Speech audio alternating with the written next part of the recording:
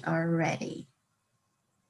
Hello, everyone. It's another Tuesday, and I'm here with another guest whom I met in my mastermind class. We were in a breakout session, and I was telling her about how I was doing this podcast live stream about phenomenal women who pivot, who make the life altering changes to live the life that they want so that they can live, work, and play their way. And after we had a conversation about the things that she did, I decided that I absolutely need this lady on my interview session for second acts. And I just want to tell you a little bit about her and why I wanted to bring her on. She interrupted her college career to get married and have children, and then returned to get a bachelor's degree, a graduate degree, and got her PhD the same time that her youngest child graduated from high school. And so now for her, I won't say it's her second act. She said she's done many acts, so it's maybe her fifth, fourth, seventh, I don't know, act. She is now a social entrepreneur. And you left academia, and this is what you're doing now. And I'd like to introduce to all of you Miss Georgiary Bledsoe. She is a PhD, so I should say Dr. Bledsoe. Welcome. Thank you so much for having me, Kendra. It's a pleasure to be here with you today. I am so glad that you could make it here. So tell me a little bit about why, because I'm in academia. Everybody that knows me know that I've been in academia for almost 30 years, and it's a good place to work.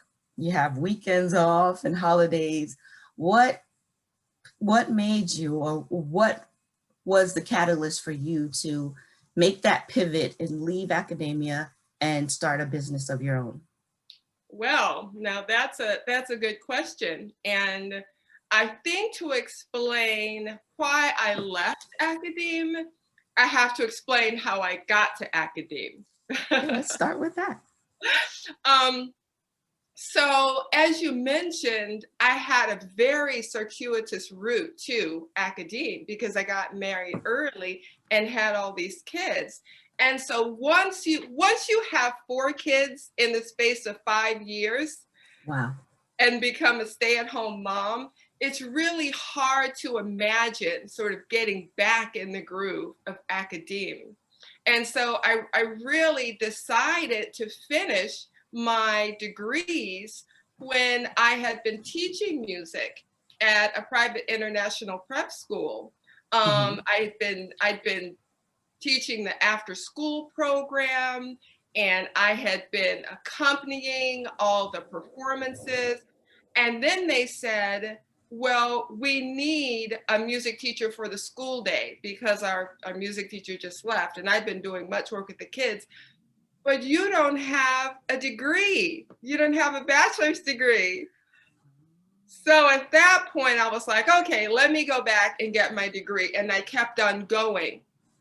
So by the time I get my PhD and I'm ready to potentially go into academia, I've had decades of experience teaching youth. And that's really my heart. And so I'm trying to really figure out, do I want to do academia? And then the Mellon postdoc opens up at Brandeis, and I've got colleagues all over the country saying, Georgiary, your name is written all over this postdoc, right? So I throw my name in the hat and I get it. And then after the 2-year postdoc, I taught at Tufts for a year. And this is when I decide to go into social entrepreneurship, is because after years in academia, I also taught at Duke in that academic period. I realized I don't want to be a school teacher like I did before. I don't want to be a professor like I've been for a few years. I need to find a way to combine these two. I want my scholarship to count toward real children in real ways. And so that's why I left academia. I For think, the real children, not the theory. yes. Theory is good and someone has to do it, but that's nice that you wanted to make sure that you made a difference in the community. And is your program global? So when I first left academia, I started a nonprofit organization. I was in Boston. It was called Boston Urban Music Project. And it was wonderful. We ended up doing programs about 8 different schools. And then that whole recession thing hit around 2008, 2009. So I ended up moving back to North Carolina. I got my PhD at Duke. I ended up moving back to North Carolina and bringing the nonprofit with me. And so, you know, it's the nonprofit that in a lot of ways catalyzed the work that I do now. So the work that I do now, it's called Bow Bow Tree, and it's not a nonprofit, it's a for-profit, it's a consulting company. And the goal is to really impact educators, to reach educators. So I'm not doing work in the classroom with kids anymore. But you're teaching other people to do the work in the classroom with your kids, correct? Exactly. And so basically you're doing a lot of what I do is the each one teach one. I love that. It's community. So you're teaching other educators in music how to pass that on. And it's Afrocentric music, correct? Africentric? Yes, Africentric. I mean, so it was in the 60s that the term Afrocentric came to currency. It was Molefi Asante that wrote the book. And so lately, the term Africentric is gaining a lot of currency for 2 reasons. One, because etymologically, what is Afro? It's Africa. And so we say Africentric. But even more important than that is the term Africentric tries to contextualize the work that Asante did in a much longer history of putting African descended people at the center of work about them. So that's why we use the term. So I will use Africentric moving forward because I like that. Is your curriculum just for schools? So let me talk a little bit about what it is that this is about. Because when you say curriculum, there's 2 ways that I look at that term curriculum. Okay, so the idea here is that we've been, as music educators in the classroom, we've undergone all these shifts over the years, right? We've we've had traditional American music education, which is very Eurocentric, and a lot of people have been trying to do something about that. So the first effort was multicultural. And we brought, you know, music from China and all these different places to give kids a little slice of you know, what was out there. And it was really about cultural, intercultural competency. So then it became clear that we've got a lot of Black and brown kids increasingly in our classroom, but their cultures aren't really being represented. And we know from research that we need to mirror for children so that they understand that their culture has value and they have value. And so the latest iteration of this is called cultural responsiveness or cultural relevance, where the teacher is really looking at all these different kids and all their different backgrounds. And so I'm like, hold on a minute here. In a lot of ways, Eurocentric music remains at the center. And then for specific groups of kids, there's more emphasis put on their cultural background. But, my question is, well, should we really leave Eurocentric culture at the center? I mean, we are Americans, right? We're not European, we're Americans. So if we want to respond to the cultural milieu of every child, then we really want to help them to understand what it is to be Americans. And so a huge part of what American music and American expressive culture is founded on is Africentric music. So I'm saying a huge part from the beginning of American music. Black music was at the core of that. So I'm saying, why don't we begin to counterweight this Eurocentric paradigm with an Africentric paradigm so that all kids can understand the importance of Black music to this culture. So when we say Africentric, we're not talking about something just for kids of African descent. We're talking about something that's important for every child in this country to understand and know. And so the way you reach kids is through teachers. Right now, the teacher training programs are Eurocentric. And so we have to really begin to me, it's exciting work because it takes time, it takes research, it takes conversations to begin to really explore the depth of this Afrocentric music education paradigm. And representation is just so important that we need to go back to say, this is Afrocentric music. I shouldn't say this, but I had a boss. I was in his office, and I should talk about this later, but he was playing rock music and I was singing the song. And he says, oh, I have some music for you. And he changed his station to R&B. And I looked at him and I said, really? And he said, yes, my kids, they're into Black music too. I said, well, the music you were just playing was Black music as well. The rock was Black music as well. And he looked at me strange and he's like, yes, that is Afro. I said Afro, but I should now say Africentric.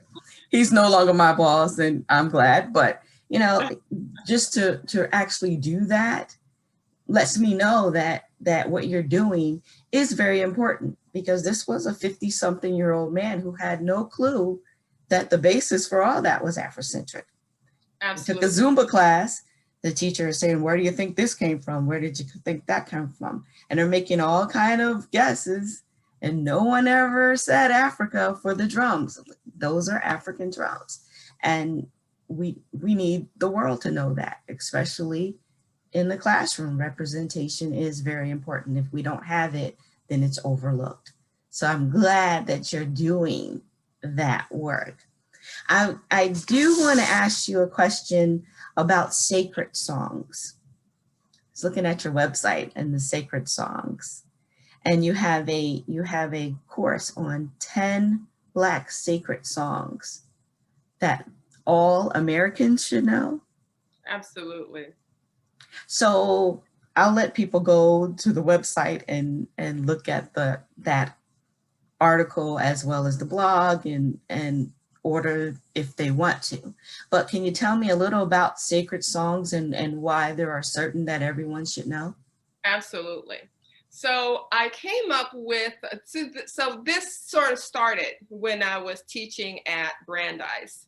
My dissertation was written on the Gospel Music Center in metropolitan St. Louis area, because that's where I come from. And Okay. so when I was teaching at Brandeis, it started to become really clear to me that everyone was calling the whole of Black sacred music gospel music.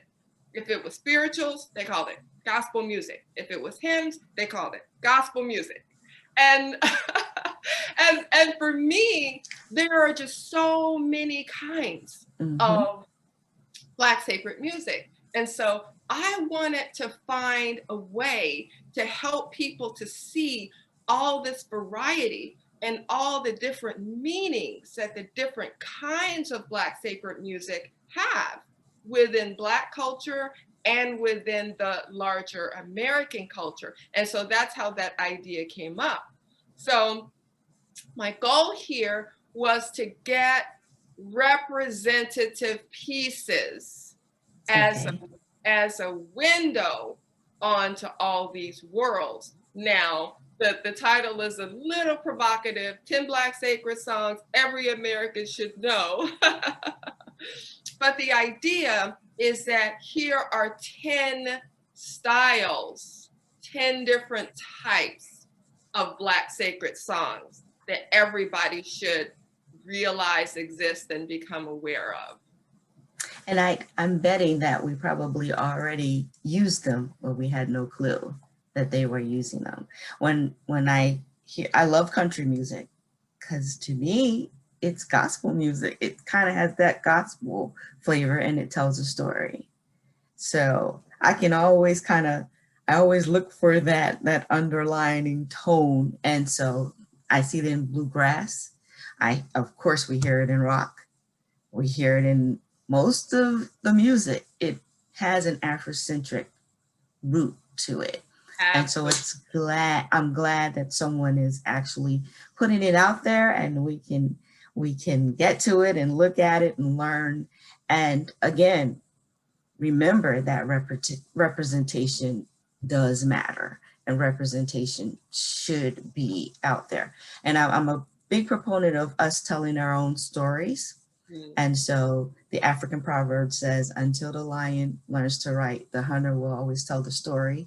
So I'm glad that you're telling the story of music for everyone, because the truth is the truth, no matter where, what you want to believe, it's still the truth. So just to have this evidence and the ability to actually do some study ourselves and get to know all of the wonderful things that we're doing. And like you said, there's 10 styles of sacred songs. So I'm looking forward to getting into that and figuring out what different styles I know about and maybe some things that I don't know. So that's going to be my download, the 10 Black sacred songs. Now I know Kwanzaa is coming up as well as Christmas. And do you recommend anything for someone who may be celebrating one or the other, or maybe both, as a gift?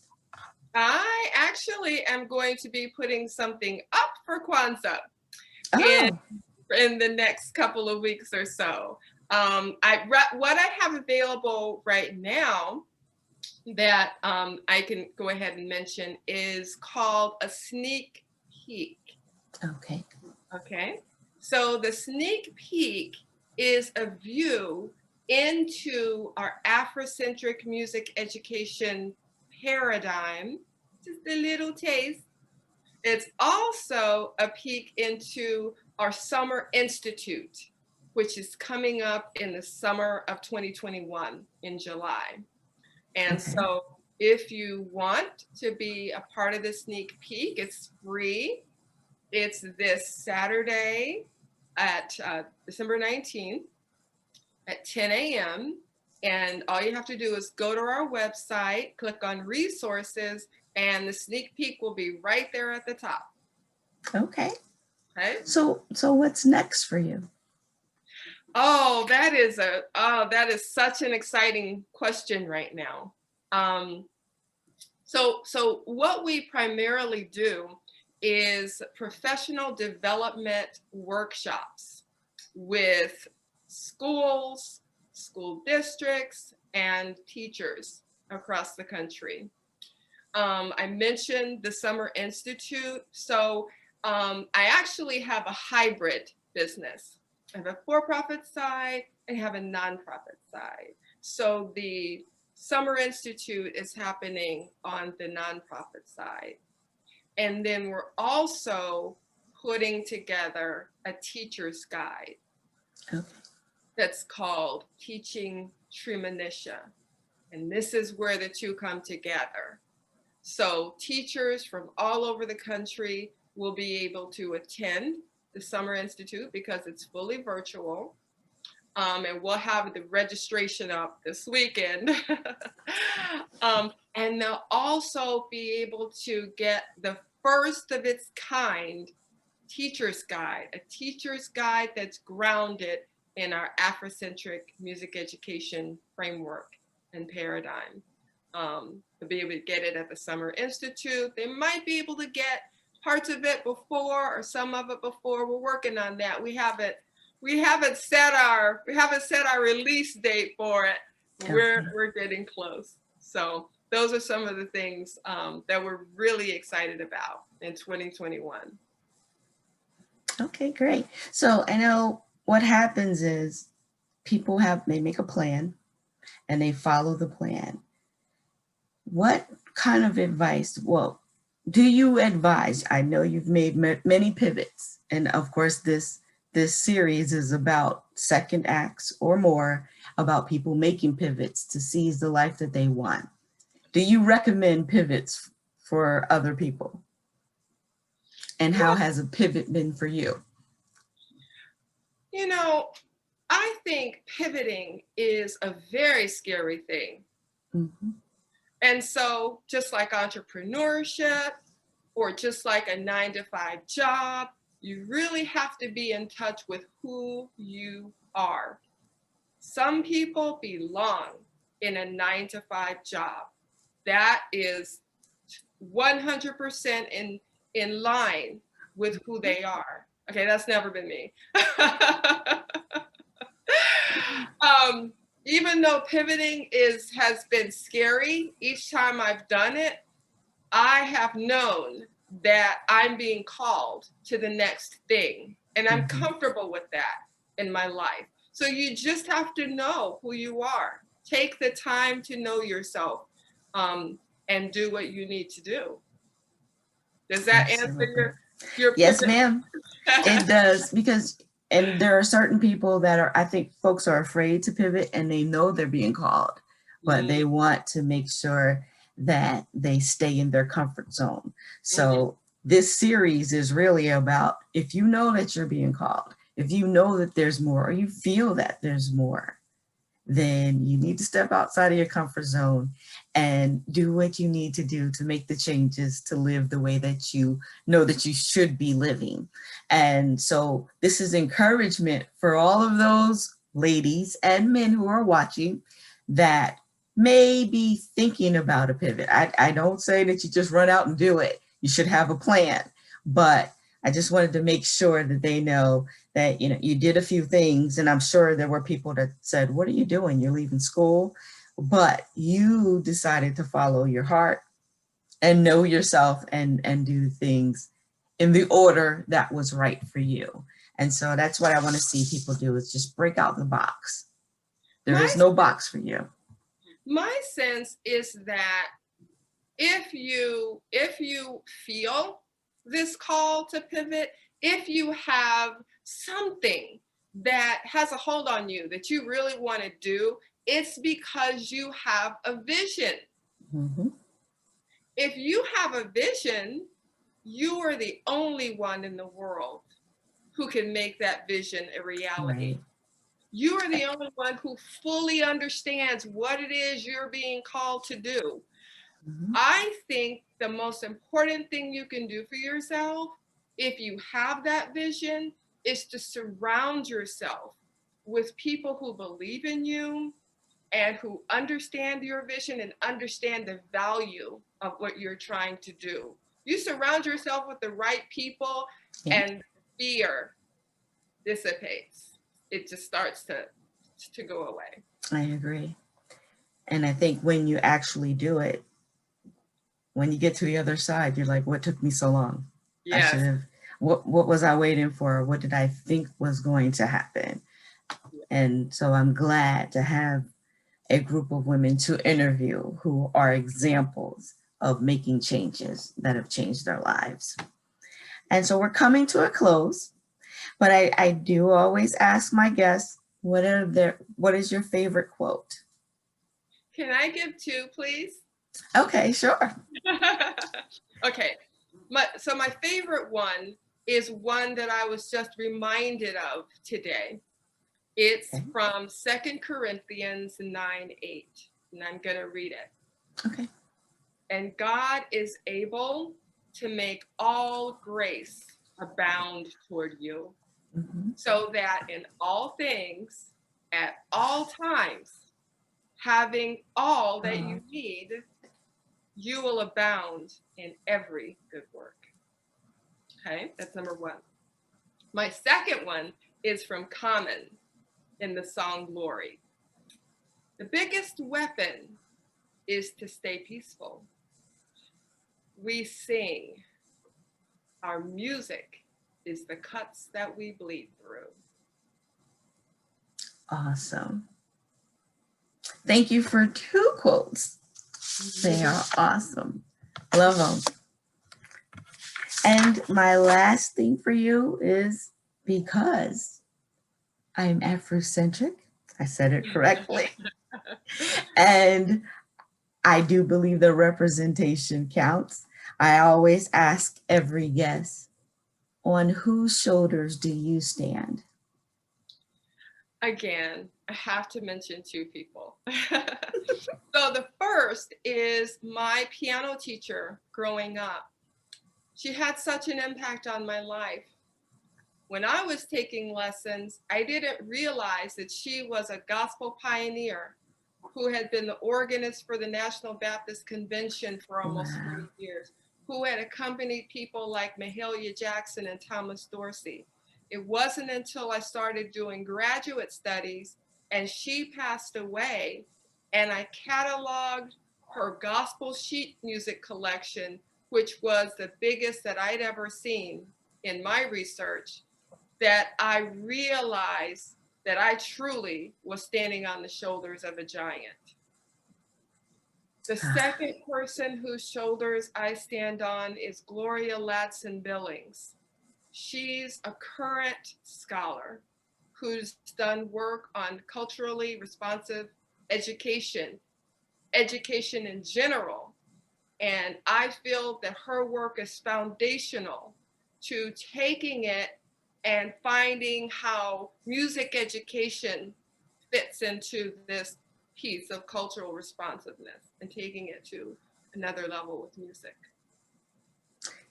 That's great. So my prayer is that we honor Dr. Billings while we can, because I think about what you just said about your piano teacher. Again, our culture is such that we don't share the great things that we do. It's always let someone else praise you, you don't praise yourself. And so we go through life not knowing the heroes that are right in our circle, the heroes that are right next to you. And she taught you and it was great and you were able to do her catalog. But did you have questions that you would not have answered because she passed, your piano teacher? That had you known what you know now, you would have asked other questions. And that is the book that I wrote. I put that in there as well. Some of the heroes that I saw every day and had no idea until I read their obituary of they were some of the first to do some things. And I had no clue. It was just Uncle so-and-so or Aunt this, instead of someone saying, do you know what greatness you stand in the presence of? And I am one who was taught to revere my elders, and my father always made sure that I knew those elders and I got stories. but I missed out on so much more, not knowing just some of the things that they'd done before I was born. So I was reading about Martin Luther King, which I should, and the Tuskegee Airmen, which I should. And I should say this too. I've been in the presence of several Tuskegee Airmen who have never said anything to me. And I knew when I read their obituary.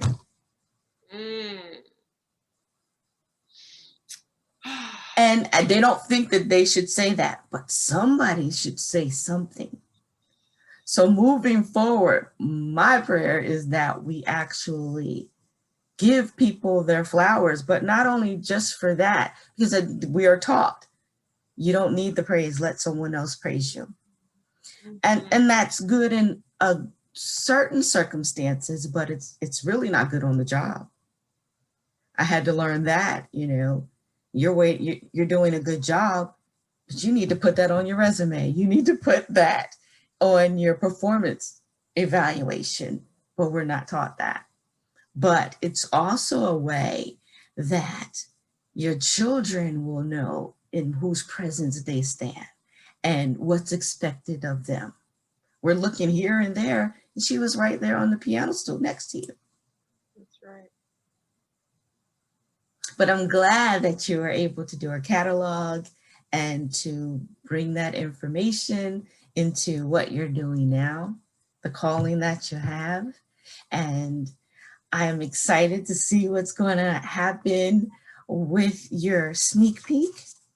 I am definitely going to download the 10 Sacred Songs because I'm one who studies history, especially how my people, my family, because I'm the family griot and historian now, and I want to see how they incorporated all that they had to get to a space where I could actually make any pivots that I want to make and do what I want to do. And that's why I ask, whose shoulders do you stand on? How much further can you go because of the boost that they gave you? And I thank you so much for this interview. I'm so glad to have met you. I am glad that you are bringing the music to the forefront, Africentric music to the forefront. And is there anything else? How can we find you? Well, thank you so much for having me today, Kendra. I just wanted to say that we should give people their flowers while they're living. And I feel that the work you do with your podcast is such a community gift because you're doing just that, raising up the voices so that our community, our whole community can hear them. People can find me on Instagram at Georgiary Bledsoe. I'm on Facebook at Georgiary.Bledsoe. I'm on LinkedIn at Georgiary-Bledsoe. And of course, there's my website, www.bowbowtreelearning.com. I hope to see you all at the sneak peek this Saturday. Okay, does anybody have any questions? We have folks online. They're waving, they're watching, right? They may be just digesting.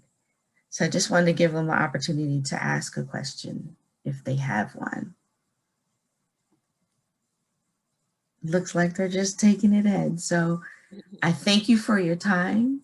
I appreciate all that you do, and I wish you continued blessings. Thank you, Kendra. Thank you. Thank you. All right, so I've stopped the live stream. Okay. And now I will stop the recording. That was really good. Oh, fun.